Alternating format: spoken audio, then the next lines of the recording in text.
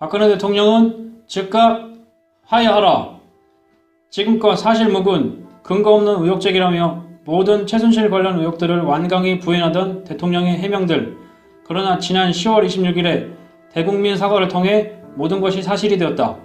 박근혜 대통령은 정윤회 문건 유출 사건에서 박관천 경정, 조응천 공직기강 비서관을 국기문란의 이름으로 몰아세웠고 우병우 민정수석에 대한 감찰을 벌이던 이석수 특별감찰관에게도 기자와의 통화를 문제삼아 국기문란이라는 서슬퍼런 칼날을 들이댔다.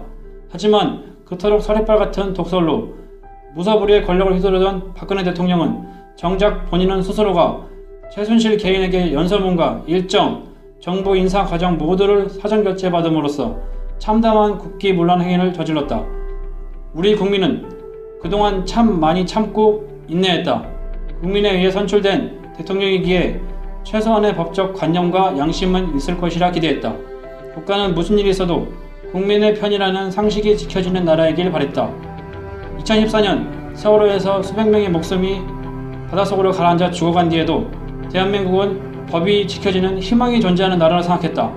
농민으로서 자신의 목소리라도 내고자 노력했던 백남기 농민이 엄청난 수업의 경찰 물대포에 의해 사망했을 때도 대한민국은 최소한의 법적인 절차만은 지켜지는 나라라 생각했고 대통령에 대한 일말의 기대는 저버리지 않았다. 하지만 박근혜 대통령은 국가와 대통령에 대한 이러한 희망을 놓지 않았던 국민들의 믿음과 기대를 철저히 무시하고 배반했다. 국가를 사유재산으로 여겨 최순실 일가의 엄청난 자금과 특혜를 몰아주었고 국가 시스템을 최순실이라는 한 개인이 지배하는 사적기구로 만들었다. 대한민국을 최순실에게 통째로 혼납했다. 최소한의 상식조차 무시된 만행이자 폭거이다. 또한 그와 같은 행위를 하고도 제대로 된 반성과 사과조차 하지 않는 모습으로 국민들에게 더욱 큰 분노와 절망감을 주고 있다. 이에 우리는 다음과 같은 세 가지 예를 들어 박근혜 대통령의 하야를 강력히 촉구한다.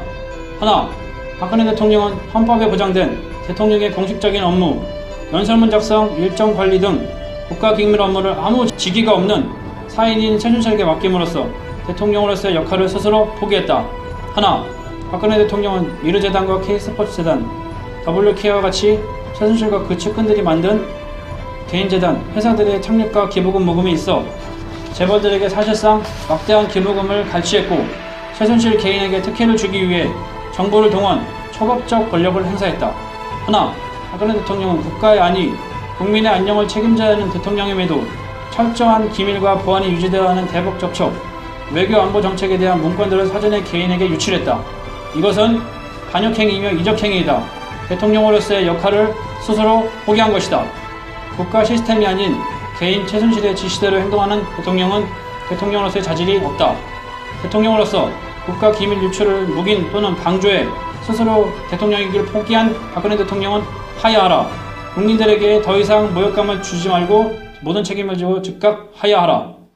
연구공간 삐딱시선 연구원의 목소리를 대표하여 2016년 10월 27일 공동공관장 윤상욱.